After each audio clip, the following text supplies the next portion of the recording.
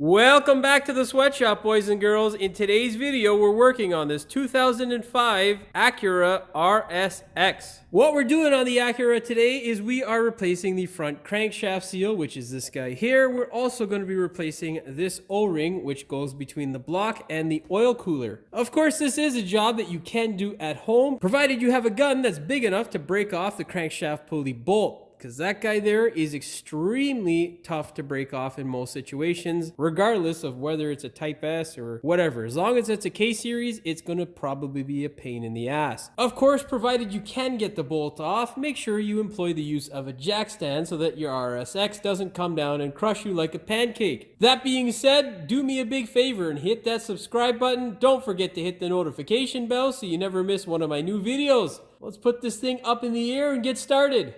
Of course, with your car up in the air, you can go ahead now and remove your wheel. If you have fancy smanchy bolts like this, what you want to do is crack them loose on the floor first. If you have the stock lug nuts, they're 19 mil. Yay! Well, as you can see, it's kind of wet down here. And usually, when it's wet down below, that's a good thing. Not in this case. Unfortunately, we have to get rid of all this oil and residue. And the culprit looks like it's the seal behind this guy here. This guy is a 19mm bolt. Unfortunately, over the years, it tends to weld itself somehow to the crankshaft pulley, which will make your life very, very hard. I will attempt to show you how hard it is by using the biggest half-inch gun that I have and pounding that bolt with all the might of my gun. Yeah, so let's do that, and then I'll get serious and get the 3/4 inch gun out if the half-inch can't do it and bust that thing out. All right. Now, it's extremely hard for me to show you a good shot of me pounding on the bolt, unfortunately, because, well, looking at it dead on, you're just going to see the ass end of the gun, which, I mean, some people may be into that. I don't really know, but for me, it doesn't really make sense. Anyhow, we're going to give you a view of the socket here, and you can see whether it starts to twist. Begin smashing.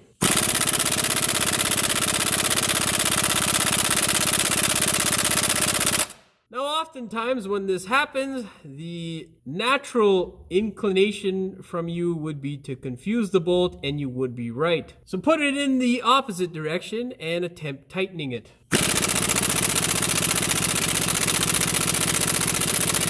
Of course, nothing's happened because this bolt is, of course, one with the vehicle and doesn't want to leave it. Try hitting it in reverse again, and then I'll go ahead and get my 3/4 inch.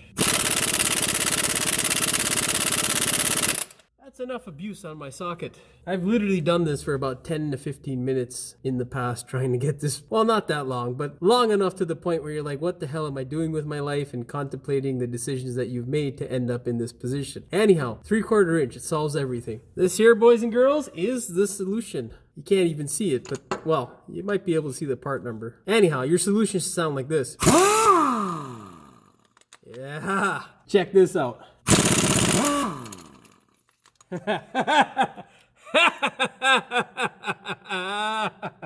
All those guys talk about heat and all that other shit. Yes, you can use the heat, and it is a valid option if you don't have a 3/4 inch. But this here is a rubber portion of your damper or your crank pulley. And essentially, if you blaze that bolt here with some serious heat, you can potentially have this rubber section separate, and then you'll end up replacing your crank pulley. So that's why I like to stray away from the heat. I also saw recently on a TikTok, because God, TikTok is something else, eh? It gives you all sorts of good advice and shows you all sorts of bullshit at the same time. I saw a weighted socket. Now, I don't have any, and you know, at my age and, you know, the financial stress that I have in my life right now, there is no way in hell that I'm buying any other tools because my wife will kill me. Anyhow, you can purchase a weighted socket and it seems to do the trick, but if you're in the business, I suggest getting a 3/4 inch gun because the power that comes out of those things makes a huge difference for many different jobs. Well, I'm done rambling. Our next step is to go ahead and pull off that serpentine belt. And another thing I should have mentioned, I'm not sure if I did. Usually there is a black cover here that blocks off access to this. Well, luckily this is a tuner car, so half the shit on the car isn't there anymore and I don't have to remove it. But if you need to remove yours, it is a little clip up on this side here and another little clip on this side here that you'll need to remove in order to pull it down and out of the way so you can access this bolt. Okay, let's go to the top side of the car. In order to get the bolt off, you're going to need a really long 14mm wrench like this because it'll make your life considerably easier than trying to get a socket and ratchet combination in there. What you're going to do is set your wrench down on this tensioner pulley. Basically, underneath this pulley here, you will see that guy there, the 14mm,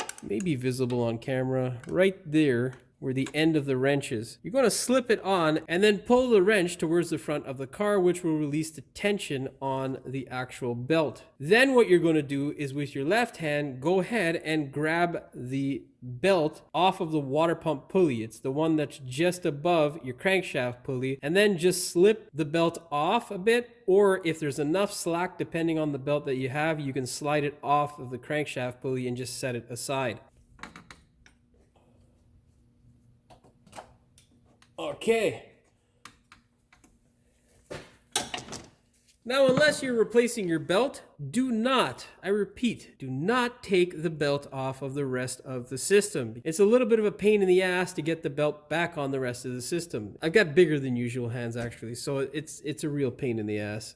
Don't give yourself that headache. You can see here where my belt is. That's the water pump. That's our, well, you can't see it on camera there, but this is our water pump, and then right to the right of it is the AC compressor. Don't take the belt off. If this thing hasn't been molested by some sort of gorilla who calls himself a mechanic, it should be easy to come right off. What you're going to do now is sneak your hands on either side like this and then play the pulley back and forth. My camera's in there so I can show you guys at home what's going on. But as you can see there, it's super easy to come off. If you're confused as to whether you have an oil leak, well, all that oil residue that is from the center of the crankshaft there will tell you that you have an oil leak. This here is 100% confirmation that we have oil pissing out of our crankshaft seal. Furthermore, you can see the oil forming a puddle. So this one's a really bad leak. There you go. There's our crank seal. So we're gonna rip this guy off here, and we shall spray down the front here with some brake clean. But,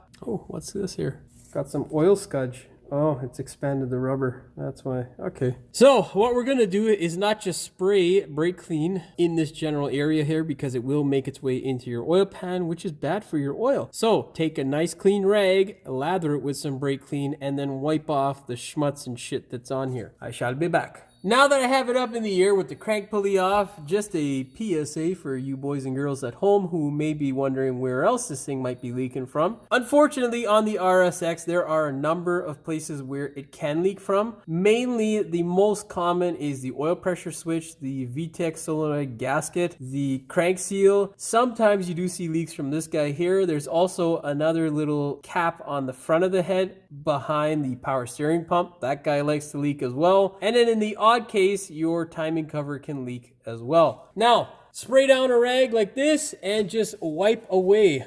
Be careful, try not to get anything or any sludge into the engine. That would be very bad. Okay, I'm gonna continue doing this off camera because I can't really see what the hell I'm doing because the camera is in the way. I shall be back. Okay, so you should end up with a result like this where you get rid of most of the oil residue. What you're going to do now is go ahead and get yourself a seal puller tool, or if you don't have one of those, you can grab a pry bar like this. You can also use a flat screwdriver, but I find the pry bar works best. What you want to do is take the pry bar and stick it in like this, with this bent end towards the crankshaft. And what you're going to do is just pry like this on the seal. Now, very important, when you're prying on the seal, you don't want to go at it like a crazy person and have this guy here collide with your timing chain cover, because if you damage it, you're not going to seal and life's going to be pretty crappy. You can hear it just pop there. And just do it all around now. Don't drop the tool. And now there you go. Now, very important, whenever you're doing a seal, inspect the circumference around to make sure your leak wasn't coming from there. As you can see, it's coming from this portion of the seal because it's hard like rock. It also looks like it has a crack. So that's why we have a leak. This is probably the OE part. Now we're going to go ahead, get the new one, and we will put it in. Okay, so what you want to do is two things. Inspect this circumference here for any damages. You also want to make sure that you have a socket that is big enough to fit over the circumference of the seal. You also want to go in slowly with the seal so that it does not go too far in. Otherwise, it will not seal. To make the process a little bit easier, you can apply a little bit of silicone to the outside of the crank seal. That way it doesn't leak and it doesn't want to come out as well. There is a seal Loctite that is really good in case you have an issue with that. For us, we're lucky in the sense that we had a nice seal. There's no damage to it, so we really don't need to put anything on. We just need to clean the dirt that I put on by my glove on the seal and put it back into place. So I got my 36 mil. It's actually too small for this thing. I have this snap-on tie rod end socket in case you want the part number. Where is it? There's the part number there. That's the guy that I'm using to force this guy into place. So I just want to put it in level as much as I can, and then we get a hammer. Where the fuck is my hammer? We get the hammer and we just do a tap, tap, tap. Nice and easily. Whatever you do, do not go in quickly or forcefully. You will damage the seal and or knock it in way too far, and that'll be another pain in your ass that you don't want. Now, I can't really do this on camera because, hey boys and girls, you were in the swinging range. So I'm gonna move the camera out of the way and we're gonna do this off camera. So with that tie rod end socket, I was able to get it in most of the way, but it was a bit hard because the frame rail is in the way to knock in the top because you can't really angle it right. So I put on an extension, that didn't work. So what I ended up doing is just using a small punch like this, very gently on the face of the seal. You can tap it, but you've got to be very, very gentle, okay? This is a seal. It is not, you know, a solid piece that you can just whack away on. It will get damaged quite easily. So be very careful when installing the seal. Now, with the seal installed, you can put a small, thin layer of oil on the crankshaft pulley so that when you slide it in, it does not gall, damage, or affect the seal negatively when you're putting the crankshaft pulley back in. It's going to be hard to see here, but there is a little bit of oil on the nose of the crank, basically on that shiny portion there and on that dell section here. That's all you really need, is just a very, very little bit. Do not forget the keyway. That is a very, very important piece to the puzzle. And as you're pushing it in, just wiggle it in very gently. And it'll slide into place nicely. Push your keyway in, and there we go, boys and girls. We're almost done. Okay, it is now time for us to go ahead and put our crankshaft bolt in. Make sure you lubricate this thing with some engine oil, brand new engine oil, as specified by the owner's manual. Thread it into place. Now, you will need to torque this thing to 36 foot-pounds or 49 Newton meters. Then after torquing it, you will have to twist the bolt an additional 90 degrees, obviously in the tightening direction. And there you will be done and good to go. And we can go ahead and put on our serpentine belt. Okay, I'm gonna go ahead and do that off camera. You will need the holder tool here as well as your torque wrench. So yeah. After you go ahead and put on your crank pulley bolt and you torque it down, what you're going to do is grab your belt and put it back on. If you followed my advice earlier, you should have just the one pulley to deal with. If you didn't, good luck. I'm not going to be showing you how to put on the belt on the rest of the pulleys because it's a pain in the ass. Oh God. Use my strong hand and slip that belt over. Of course, I just hit that camera. Okay. Catch your breath because it is quite the task, and then make sure that over here your belt and on all the other pulleys is in the right position.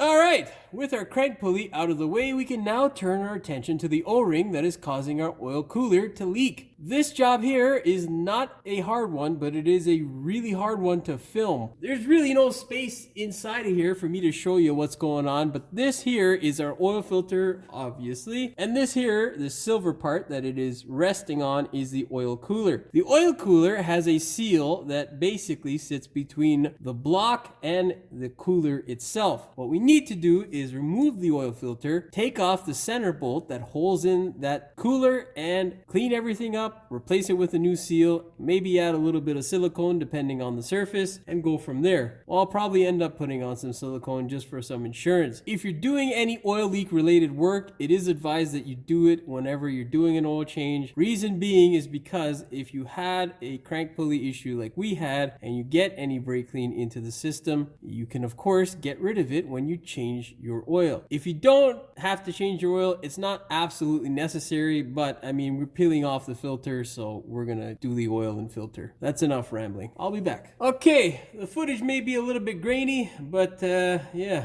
we're gonna have no choice but to like it. Go ahead, stick your hand in between the subframe and the sway bar, approach the filter from the rear, and then begin twisting. It is usually quite easy to get these off unless we've had a monkey put them on. In this case, I don't think that is the case, so we should be good to go.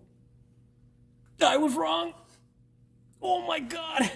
Okay, well, we had a gorilla put this shit on, and Jimmy's arms don't work like they used to. Oh, fuck, man. Okay, here's a PSA, boys and girls. It's a fucking oil filter, okay? You're not supposed to put it on with with your pent up aggression, okay? It's an oil filter. You fucking make sure it gets snugged up, okay? And then you do a 3/4 turn. That's it. Here's a PSA, boys and girls. This is an oil filter. You spin it on. When it meets the actual surface with the rubber gasket, it is what is called snug. Then, once the filter is snug and there is some friction, you go ahead and you turn it an additional 3/4 of a turn. Now, I'm going to go ahead and get a vice grip to rip this thing off of the car. It's a smaller car, so it's just a pain in the ass to get this fucking thing off. There we go. Okay. Once you get the bastard to turn, it should be relatively easy. Oh my God, there we go. Shouldn't have to say this, but you should have your drain bucket underneath because of course there will be oil draining out of the system.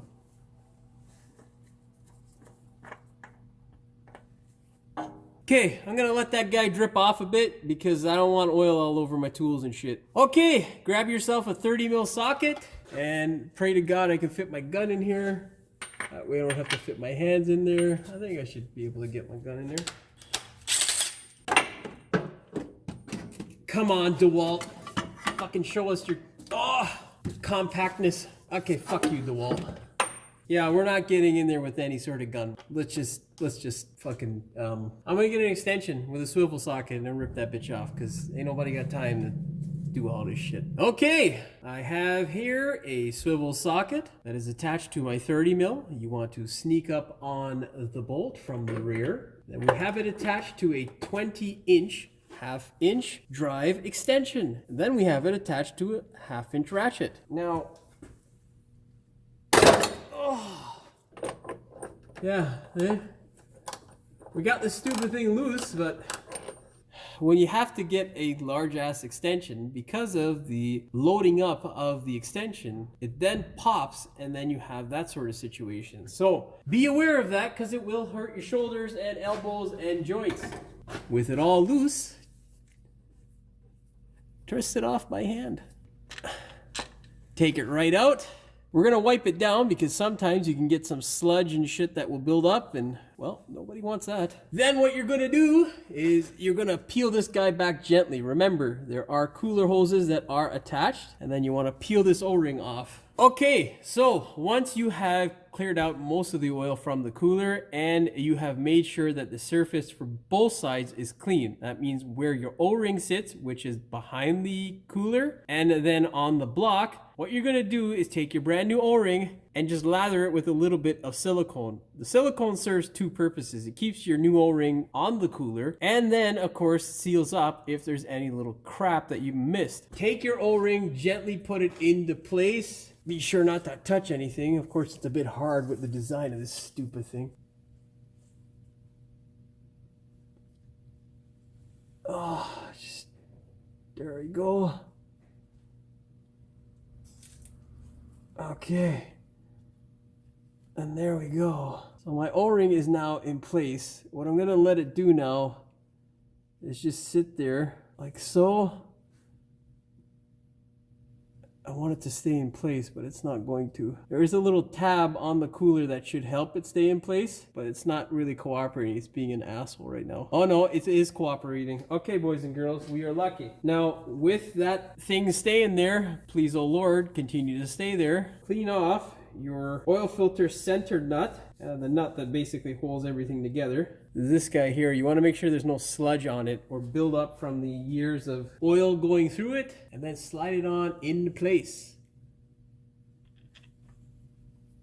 All right.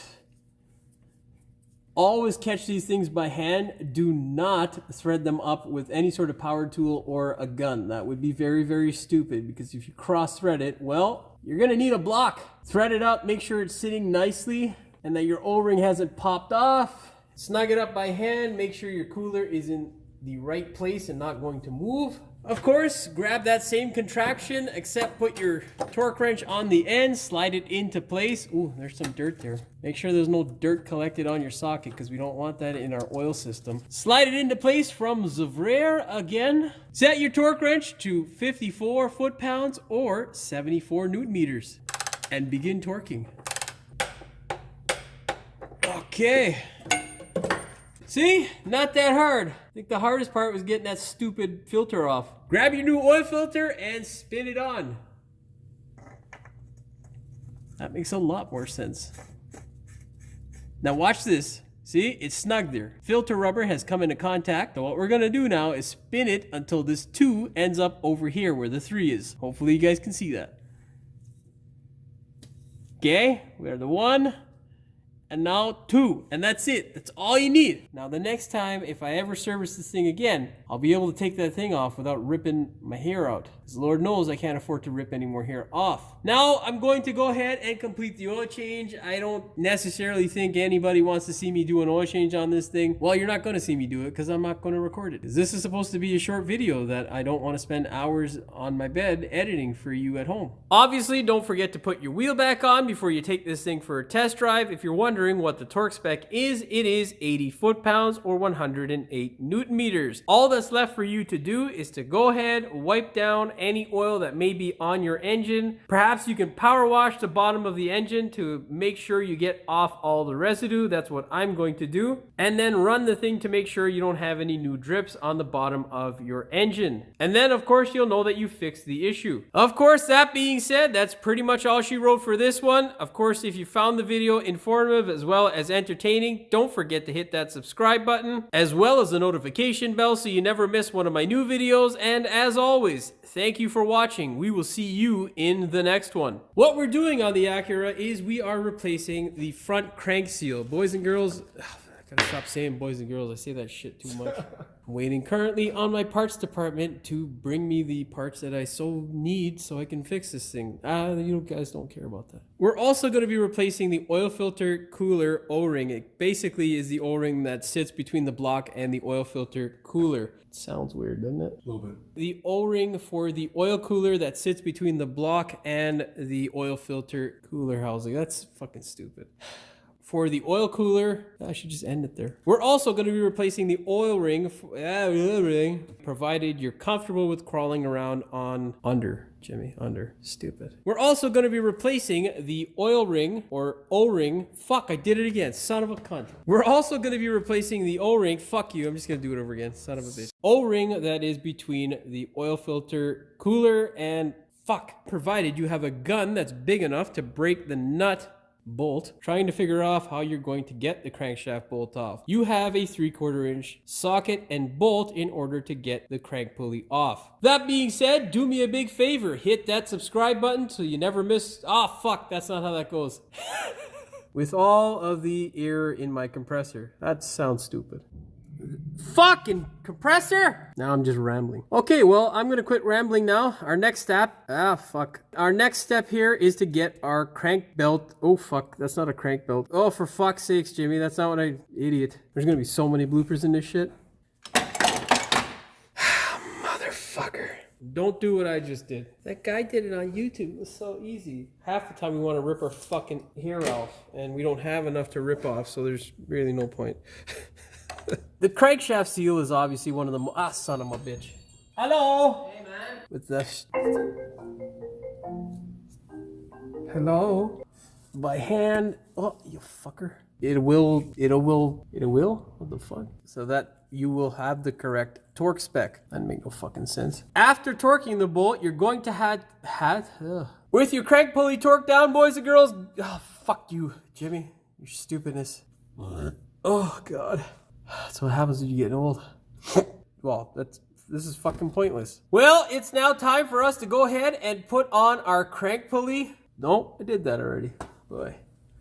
It's right fucking there as I said it. What you're going to do is a now. Oh my god, I sound like a fucking idiot. Hold this fucking tensioner. Oh, I can't say fucking video. And then inform. Oh god. Go ahead, stick your hand in between the subframe and for fuck's sakes. The fuck are you eating, Eddie? You didn't do this? Who did this shit? Motherfucker. You know what a 3/4 turn is? It's not 180, it's not 360. It's 3 fucking quarters of that shit. I don't know if that made sense, but I'm just so fucking irritated. Every time I get a fucking filter. Fuck, what was it? 50, what was it? Set your torque wrench to 54 foot-pounds and 70, oh, wait a minute. And it's not the right word. Of course, grab your brand new Honda filter and slide it in on the place.